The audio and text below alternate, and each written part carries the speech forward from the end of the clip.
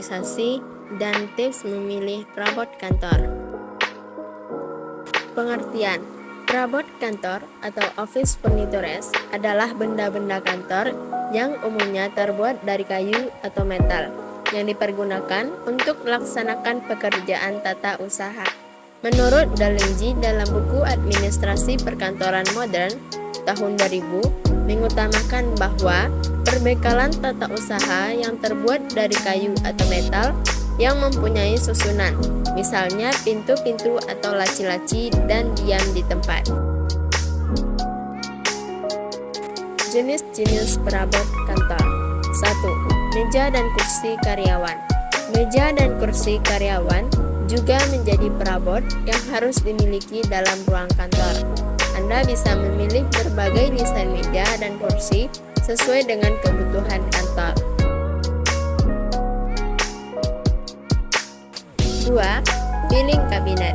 Filing cabinet merupakan laci penyimpanan yang umum digunakan untuk menyimpan berkas atau dokumen secara terorganisasi dan rapi. Filing cabinet ini terdiri dari 3 sampai 8 laci yang bisa Anda pilih sesuai dengan kebutuhan. 3. Lemari penyimpanan. Filing cabinet berbeda dengan lemari penyimpanan. Lemari penyimpanan digunakan untuk menyimpan berbagai barang, seperti map besar dan alat kantor lainnya. Jenis perabot kantor yang satu ini juga sering digunakan untuk menyimpan inventaris kantor. Contohnya, kertas HVS, perangkat elektronik, dan lain sebagainya. 4. Papan progres. Papan progres umumnya lebih dikenal sebagai papan tulis yang digunakan untuk mengurai strategi, memperlihatkan program pekerjaan, hingga memberikan informasi untuk karyawan. Penggunaan papan progres juga tergantung kebutuhan masing-masing perusahaan. 5. Meja dan kursi rapat. Meja dan kursi untuk rapat perlu disediakan. Dalam ruang rapat tersebut tentu saja ada meja bundar atau persegi panjang yang bisa digunakan 5-10 orang sekaligus. 6. Meja resepsionis. Meja resepsionis berfungsi untuk menerima dan memberikan informasi saat kamu datang. Biasanya meja ini terletak pada bagian depan dan lobi kantor, dekat dengan pintu masuk utama. Standarisasi perabot kantor. Standarisasi perabot kantor perlu direncanakan dan diaplikasikan dengan tujuan utama, yaitu pemanfaatan benda atau barang yang efektif sehingga meningkatkan produktivitas. Selain itu, standarisasi peralatan kantor ini dapat meminimalisir kesalahan pengadaan dan pembelian. Penetapan standarisasi ini bisa berbeda di setiap perusahaan, namun pada dasarnya sudah mengakomodir standar minimal secara umum. Hal itu tergantung dari kebutuhan dan kapital yang dimiliki oleh perusahaan tersebut. Contoh, kursi untuk pekerja kantor. Misalnya Finance menggunakan kursi dengan bantalan duduk dan standaran yang empuk serta ketinggian duduk yang bisa disetel.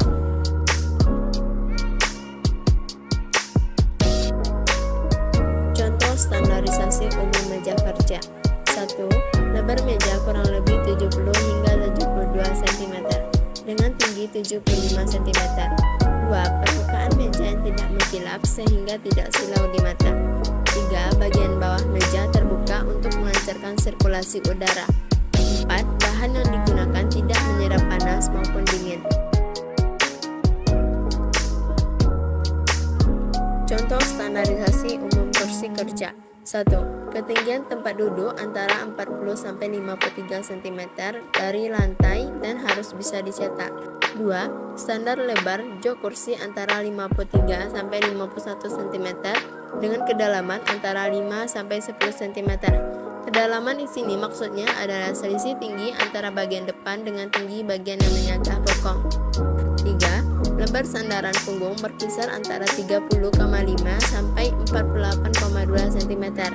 4. Sandaran lengan atau lebih baik jika yang bisa disetel.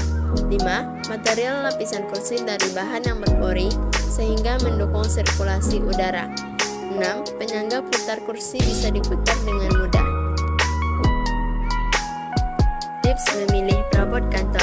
1. Ergonomis. Perabot yang dipilih untuk bekerja tentu harus bisa memberikan kenyamanan, supaya konsentrasi karyawan dapat tetap terjaga untuk waktu yang lama. 2. Multifungsi. Perabot yang multifungsi tentu akan lebih efisien. Penggunaannya juga bisa dimaksimalkan sesuai kebutuhan operasional perusahaan. Produk multifungsi seperti ini akan sangat menghemat biaya pengeluaran. Contohnya seperti mesin fotokopi yang juga digunakan untuk print dan scan. 3. Berkualitas. Perabot yang Anda pilih sudah pasti harus berkualitas. Kualitasnya sangat penting supaya Anda tidak perlu melakukan pembelian perabot secara berkala. 4. Sesuai dengan budget. Memilih perabot kantor yang berkualitas tentu baik, tetapi jangan sampai keadaan keuangan perusahaan membengkak hanya untuk membeli perabot.